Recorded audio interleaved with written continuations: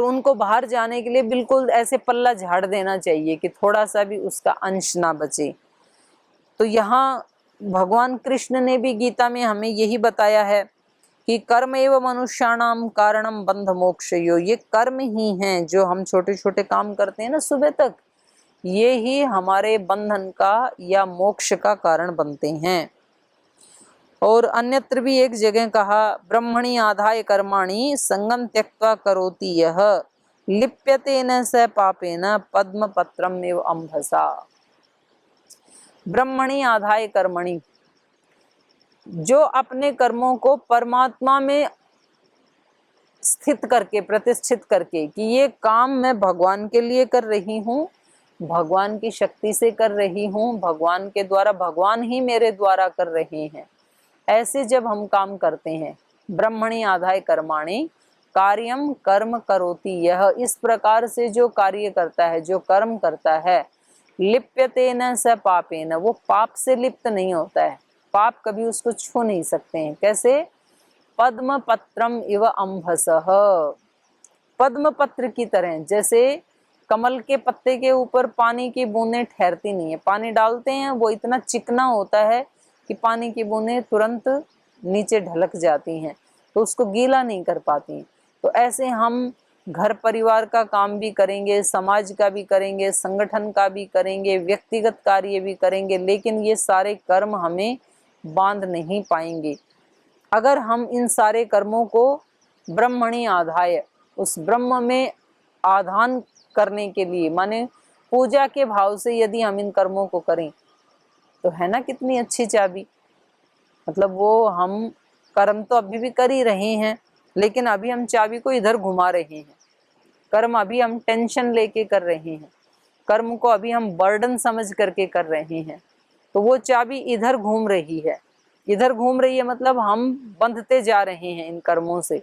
ये कर्म हमें परेशान करते हैं, ये कर्म हमें रुलाते भी हैं, ये कर्म हमें टेंशन भी देते हैं, ये कर्म हमें चिंता में भी डालते हैं, ये कर्म हमें रोग में भी डाल देते हैं, रोगी भी कर देते हैं। लेकिन अगर उन्हीं कर्मों की चाबी को इधर घुमा दिया जाए, चाबी को इधर घुमाते हैं ताला बंद हो जाता है, चाबी को इधर घुमाते हैं ताला खुल जाता है। एक ही चाबी है, ताला भी एक ही है, डायरेक्शन अलग है, इधर घुमाना है कि इधर घुमाना है। कर्म भी वही हैं, परिवार भी वही है, लोग भी वही हैं। आज तक जो डिप्रेशन देते थे, आज तक जो कर्म बर्डन लगते थे, आज तक जो संबंधी ये लगते थे कि इनकी सेवा करते करते ही मेरा सारा जीवन बीत जा रहा है, अपने लिए कुछ नहीं कर पा रही हूँ, उन्हीं लोगों के बीच में रहते हुए, उन्हीं कर्मों को करते हुए, और एक आनंद का झरना अंदर से फूट पड़ता है। तो ये अंतर है, जब हम अपनी दिव्यता से युक्त होकर के अपने कर्मों को दिव्य बना लेते हैं, अपने परिवार को दिव्य बना लेते हैं, तो ये कर्म ही फिर हमारे मोक्ष का कारण बन जाते हैं, हमें स्वस्थ बनाने का, हमें ईश्वर के दर्शन कराने का कारण बन जाते हैं। तो ये जो बहनों के बारे में ये जो सीरीज हमने शुरू की, तो मुझे ऐसे प्रतीत हो रहा है, और श्रद्धेय स्वामी जी महाराज भी इस बात को कह रहे हैं कि देखो हमारी ये जो दिव्य कर्म करने की या यज्ञमय जीवन जीने की, इसको गीता की भाषा में कहें तो यज्ञमय जीवन जीने की, ये जो हमारी परिपाटी है, ये जो हमारी ऋषियों की जीवन पद्धति है, ये अब निकट भविष्य में भारत ही नहीं बल्कि पूरे विश्व को इसको अपनाना पड़ेगा। आज कोरोना एक निमित्त बन गया। कोरोना के माध्यम से आज लोग यज्ञ कर रहे हैं, योग कर रहे हैं, आयुर्वेद की दवाओं का सहारा ले रहे हैं, और मुझे बहुत प्रसन्नता है ये कहते हुए। आज 23 जून को आज दोपहर 12 बजे एक बहुत बड़ी प्रेस कॉन्फ्रेंस पतंजलि योगपीठ में होने वाली है। श्रद्धेय स्वामी जी महाराज और पूज्य आचार्य श्री जी वो कर रहे हैं। कोरोना के लिए पूरा विश्व पिछले 3-4 महीने से जूझ रहा है। फरवरी से लेके मार्च, अप्रैल, मई, जून, चौथा महीना शुरू हो गया, और कहीं कोई दवा, कोई वैक्सीन इसकी नहीं मिली। और कुछ थोड़ा बहुत चाइना वालों ने कुछ निकाला भी था, तो वो बहुत बड़ी मोटी रकम इसके लिए वसूल करने चाह रही थी। उनका तो मतलब ये योजना ही ये थी कि पहले ये बायोवेप बनाया जाए, इसको छोड़ा जाए, सब लोगों को रोगी किया जाए, तो आधी अर्थव्यवस्था तो वैसे सारे संसार की ध्वस्त हो जाएगी। और हमारे यहाँ तो इतनी बड़ी जनसंख्या है, तो इसमें से कुछ लाख 2 लाख लोग बलि चढ़ाने भी पड़ गए तो क्या दिक्कत है, अच्छा जनसंख्या खत्म ही होगी, कम ही होगी। तो ऐसे गरीब लोगों में मतलब उसको फैला दिया, उनके अच्छे शहरों में उसको फैलने नहीं दिया, उन लोगों को मार दिया आपने, इन लोगों को। और उसके बाद उनको था कि हमारे साथ साथ पूरे विश्व के इतने लोग मर जाएंगे, सब जगह लॉकडाउन होगा, तो अर्थव्यवस्था वैसे ही ध्वस्त हो जाएगी, और उसके बाद इनके पास कोई दवा तो मिलेगी नहीं, तो फिर हम उस दवा के नाम पे खूब मोटे वो रकम ऐंठेंगे। तो ये सौभाग्य है कि इस समय देश में मोदी जी का राज्य है, तो उन्होंने इस बीमारी के दौरान सभी डॉक्टरों से अलग से बातचीत की, फिर जो साइंटिस्ट हैं उनसे अलग से बातचीत की, फिर जो आयुर्वेद में अपनी सेवाएं दे रहे हैं या रिसर्च कर रहे हैं उनसे अलग बात की, फिर जो योग में साधु संत सन्यासी महात्मा हैं उनसे अलग बात की। तो उनको कहा कि भाई तुम अपने अपने फील्ड में इसका कोई वो निकालो, कोई समाधान निकालो।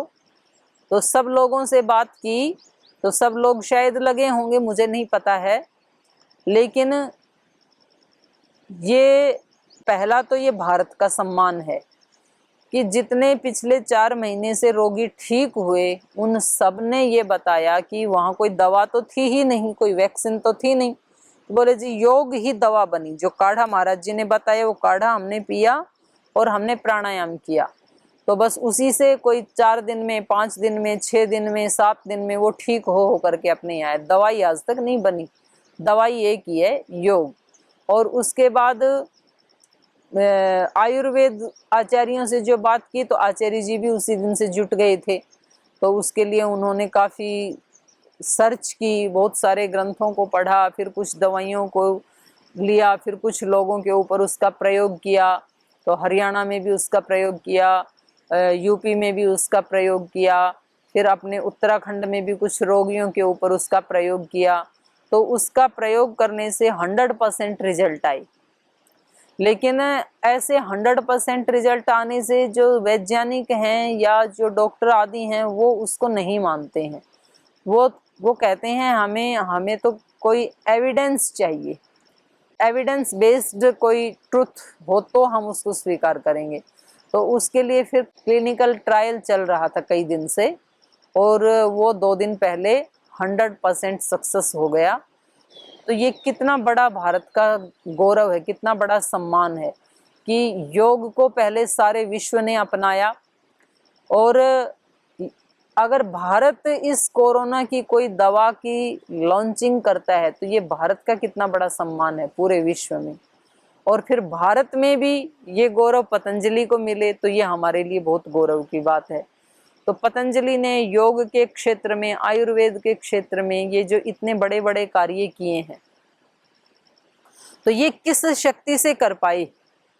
ये योगिक शक्ति से कर पाए। और अब आज नहीं तो कल पूरे विश्व को इधर आना ही पड़ेगा, और उसका केंद्र बिंदु भारत ही बनेगा। और भारत में भी उस कार्य में, दिव्य कार्य में, उस दिव्यारोहण में बहुत बड़ी भूमिका होगी पतंजलि योगपीठ हरिद्वार की, जिससे हम आप सब जुड़े हुए हैं। तो ये हमारे लिए बहुत गौरव की बात है।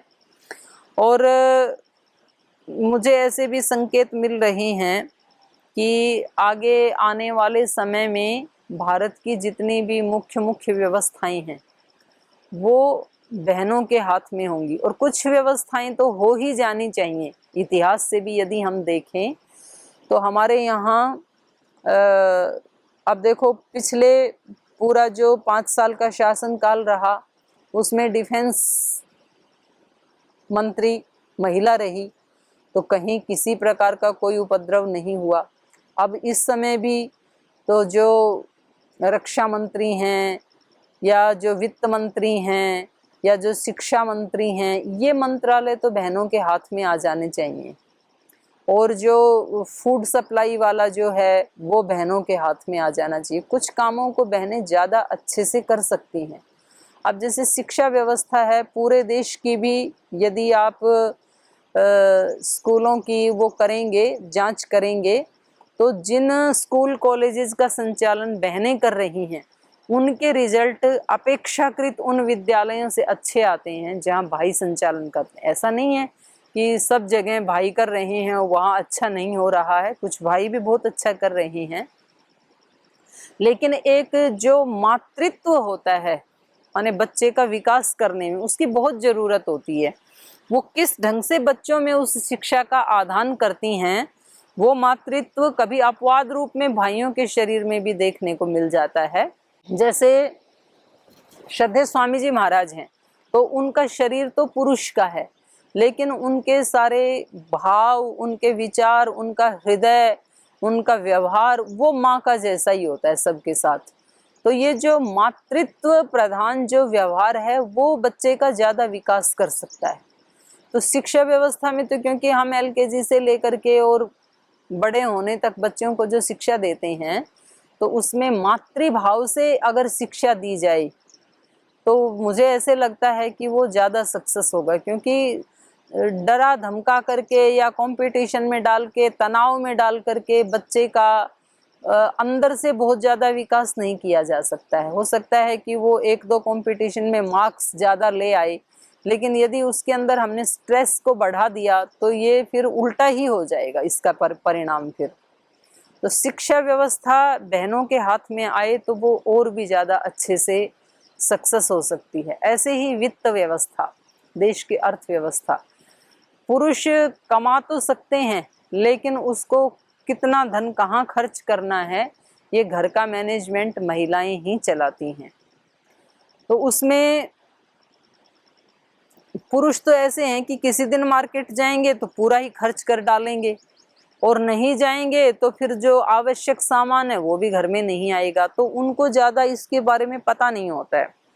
तो मैंने देखा कि जिन घरों में महिलाएं नहीं रहती हैं, महिलाएं चली जाती हैं किसी कारणवश, तो फिर कहते हैं भाई इस घर में जब तक वो महिला थी तब तक बरकत थी।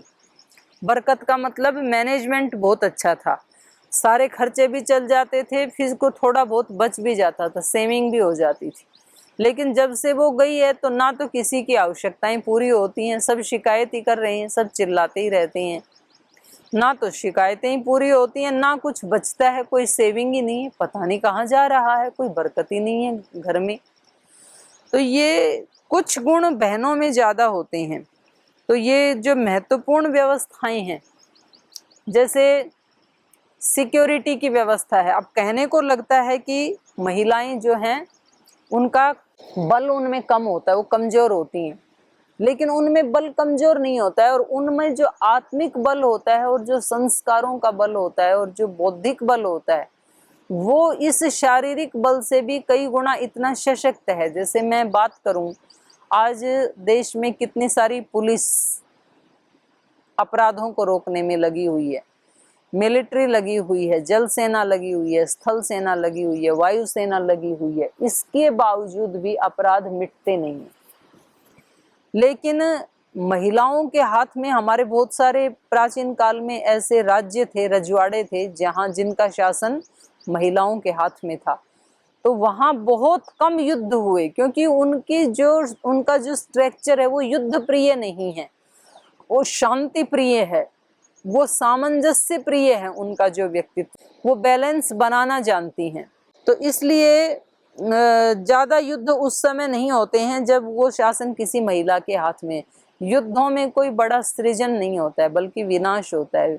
युद्ध तो एक आपातकाल, मतलब एक अपरिहार्य परिस्थिति में, भाई सिर पे आ ही पड़े तो उसको में पीछे नहीं हटना चाहिए, वरना युद्धों से जितना बचा जा सके उतना ही ज़्यादा निर्माण होता है। कभी भी युद्धों में सृजन नहीं होता है, विध्वंस ही होता है। तो चाहे वो शिक्षा व्यवस्था है, चिकित्सा व्यवस्था है, वो अर्थव्यवस्था है, और जो फूड सप्लाई आदि की जो व्यवस्था है वो सब बहनों के हाथ में आए, पर बहनें भी उसके लिए पहले तैयार हों, माने वो उस शरीर का सदुपयोग करने के लिए उनको भी तैयार होना चाहिए।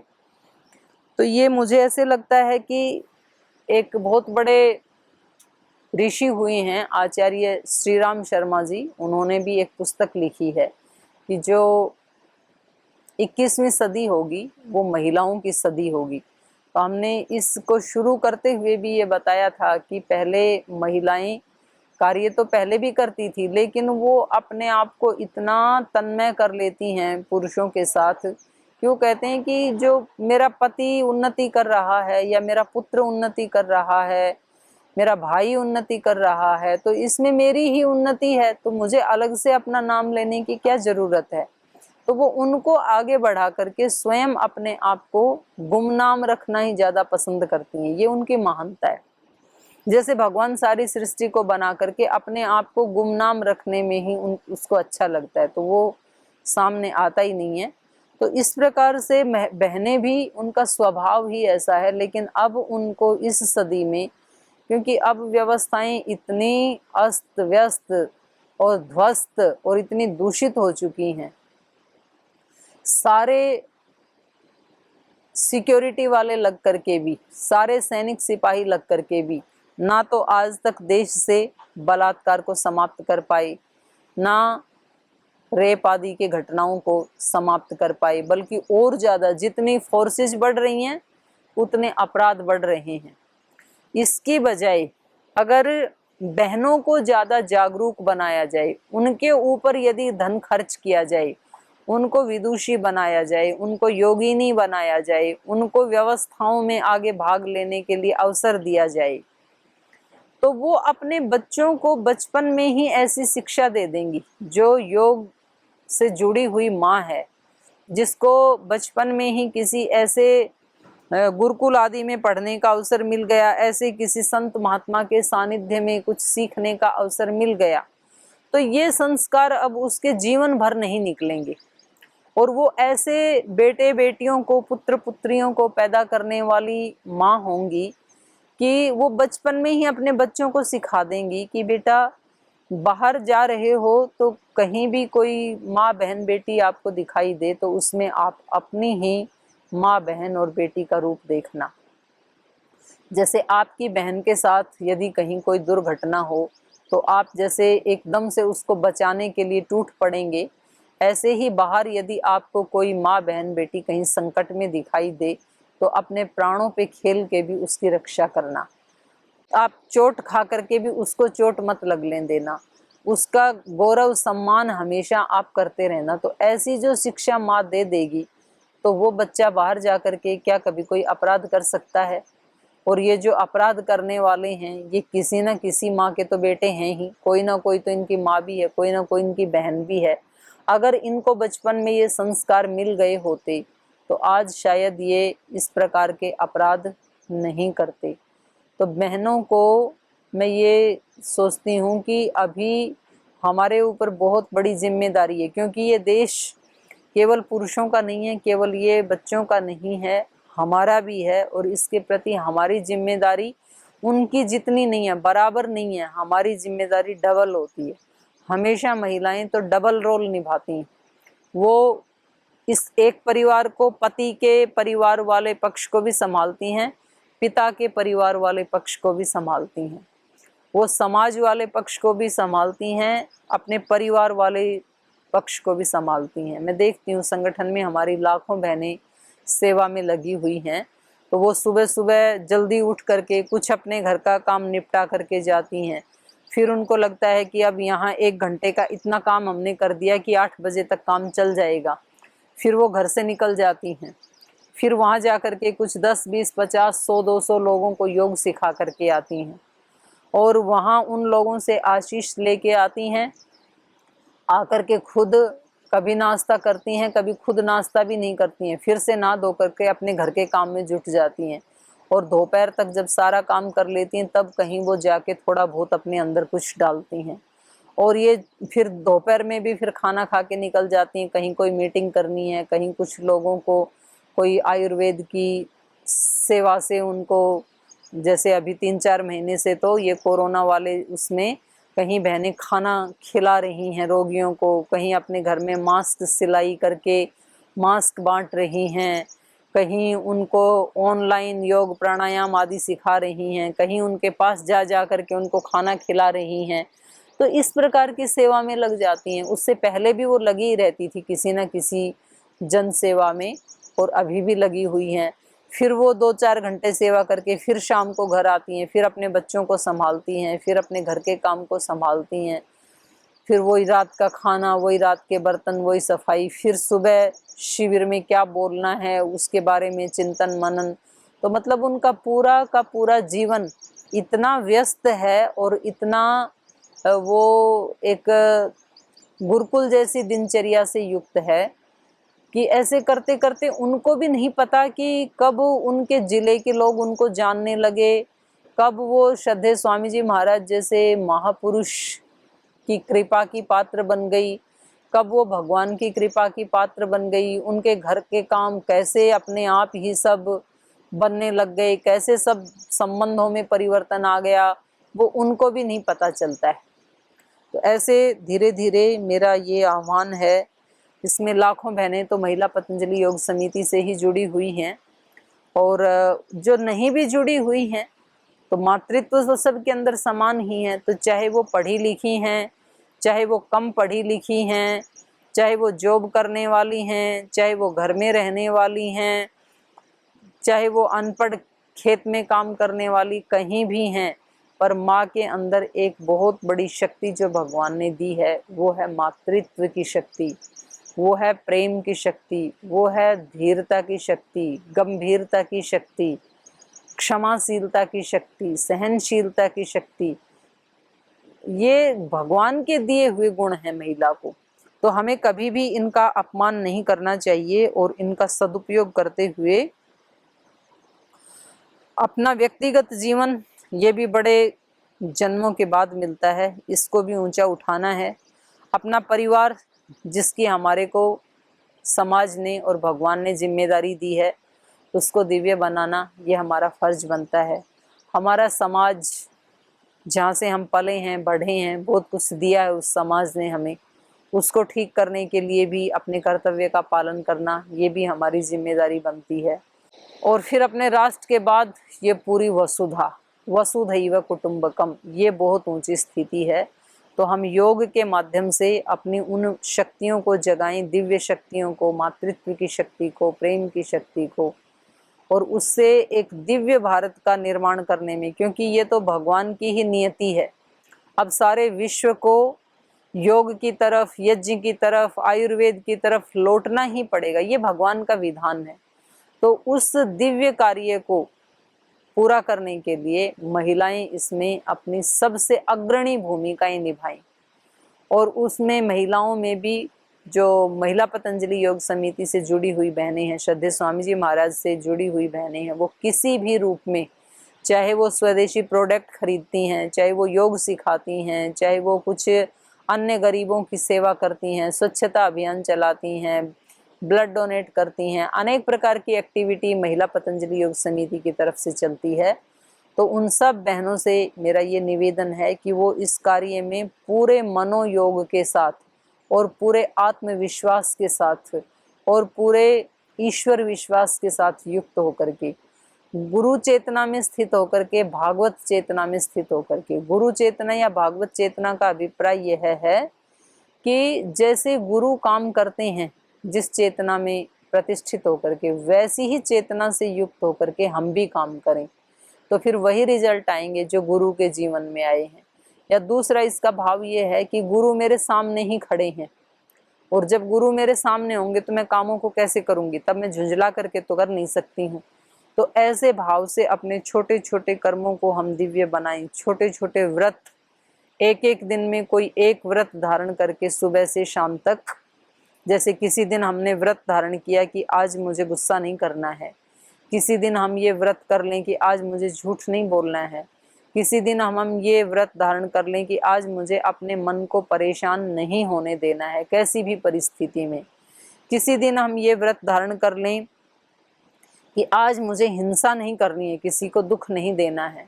किसी दिन हम ये संकल्प कर लें कि आज मैं सत्य में, अस्तेय में प्रतिष्ठित रहूंगी। अस्तेय का मतलब होता है चोरी न करना। जब हम किसी की अच्छी अच्छी चीजों को देखते हैं, किसी की पद प्रतिष्ठा को देखते हैं, सुख समृद्धि को देखते हैं, तो हमारे मन में ये भाव आता है कि काश ये हमारे पास भी होता। तो ये भाव आके पुरुषार्थ करें, उतना तो अच्छा है ऐसा सोचना, पर हम पुरुषार्थ ना करें और वो हमारे पास आ जाए तो फिर ये चोरी हो जाता है। तो बहनों को अब ये सोमवार, शुक्रवार, रविवार के व्रत तो बहुत हो चुके हैं, पर्याप्त है उतना। अब हमें दूसरे व्रत करने होंगे। अब हमें दिव्यता का व्रत करना है कि आज जो भी काम करूंगी पूरी दिव्यता के साथ करूंगी। अब हमें यम नियम, जिनको योग दर्शन में ही महाव्रत कहा है, अहिंसा, सत्य, अस्तेय, ब्रह्मचर्य, अपरिग्रह, सार्वभौमा महाव्रतम, ये सब जगह पालन करने वाले हैं और इनको महाव्रत कहा है। इनका ऐसा नहीं है कि एकादशी को तो मैं मांसाहार नहीं करूंगा लेकिन द्वादशी को कर लूंगा, मंगलवार को तो मैं मछली नहीं खाऊंगा लेकिन बुधवार को खा लूंगा, मंगलवार को शराब नहीं पीऊंगा लेकिन सोमवार बुधवार को पी लूंगा। ऐसे नहीं होने चाहिए। ये सार्वभौमा, इनको महाव्रत कहा है। तो ऐसे बहनों के अंदर तो ये क्षमता बहुत ज्यादा होती है। माने योगी कभी 20-25 साल तपस्या करके जिन शक्तियों को जागृत करते हैं, जिस दिव्यता को, जिस योग की शक्ति को, बहनें बहुत थोड़े से प्रयास से उनको जागृत कर सकती हैं। बस उनके अंदर वो अभिप्सा होनी चाहिए। तो ये जो दिव्य भारत का निर्माण हो रहा है और दिव्य सृष्टि का निर्माण हो रहा है, ये सारी सृष्टि दिव्यता की तरफ आरोहण कर रही है। उस दिव्यता के निर्माण में बहनों की एक बहुत बड़ी भूमिका भगवान ने तय की है। और जो जागरूक बहनें हैं वो उसमें लगी भी हुई हैं, लेकिन जो अभी भी कहीं नींद में हैं, ऊँघ रही हैं, तो उनसे भी हमारा आह्वान है कि वो अपने स्वरूप को पहचाने, अपने व्यक्तित्व को पहचाने और इस दिव्य कार्य में लग करके इस दिव्यता को आगे बढ़ाएं। इससे हमारे जीवन की भी धन्यता है और आने वाली जो सदियां हैं वो भी हमारे ऊपर नाज करेंगी। इन्हीं भावनाओं के साथ आज के सत्र को हम विराम देते हैं। शेष चर्चा अगले सत्र में करेंगे।